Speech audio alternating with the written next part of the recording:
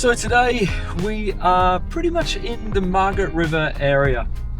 It's a region south of Perth, well known for its wineries and kind of interesting landscapes. I'm down here for a couple of days, so I've got a car and I'm just exploring around, taking my camera with me and grabbing some shots. Unfortunately, the day that I've come out to take photos, it is raining and overcast. So not the best conditions for photos that I would traditionally like to get.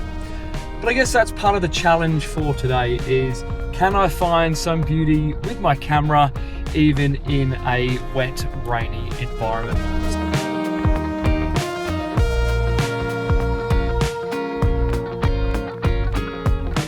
So I've just left Juniper Wine Estate. Now I thought I'd call in there because the guy who actually operates the kayak as part of the port to pub owns that place, so I thought I definitely need to check it out while I'm here in the Margaret River. And while I was there, one of his super helpful staff gave me the recommendation to head to the Boranup Forest, which is about a 30-minute drive further south. So I've had a quick look on Instagram and Google, and it looks like there's some pretty awesome photos to be taken from there. So we're gonna crank some tunes, we're gonna head on down south, and hopefully I can make the most out of a bit of a rainy, dreary, overcast day here in the Margaret River.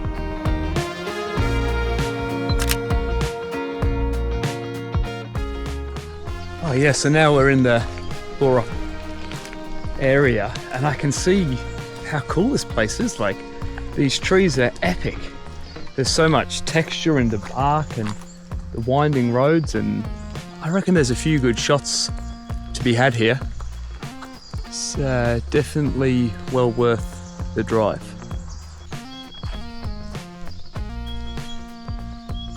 You can see a bushfire's been through here too at some point, so there's this real contrast between the black burnt trees, the new growth, but also the trees that survived. It's pretty impressive. So I'm set up in this spot here with this sort of snaking road to the Boranup Forest, and the idea here is to try and get maybe a couple of different photo options. One is with the cars with a bit of a motion blur, but then maybe another one with the car is crisp and in focus. It's just going to depend on the sort of car we get, I suppose. Like a nice classic car would be awesome to see coming through. But then, you know, sometimes maybe just no car. Travelled a little bit further south from Boranup Forest. I'm now in Augusta. Now, the weather's still pretty average, but there might be some opportunities for some photos here. So I've put on a variable neutral density filter on the camera. So hopefully we can get some long exposure shots of this water and of the jetty and of that little pier and pontoon over there. So I'm just trying to get the composition here. Right, hopefully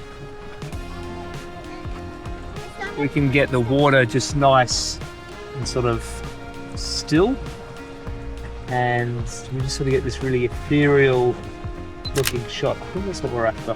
One of the tips you can use is, if you're trying to get landscape shots and you don't want that movement, especially on a long exposure, then you can use the timer function, and that'll just give you 5 seconds to get your hands away from the camera when it takes a photo.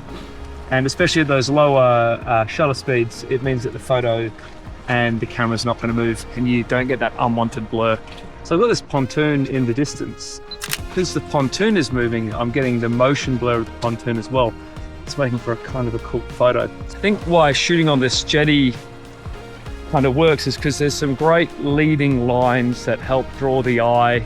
The wood's very textured, so it creates a bit of interest in the image. And then you've also got the water movement as well, which just adds a bit more, just a certain level of dynamicness, I suppose, to the shot. That's an actual word. I only got a handful of images due to my compressed time on site, but I'm certainly keen to come back here again and explore the vineyards in a bit more detail.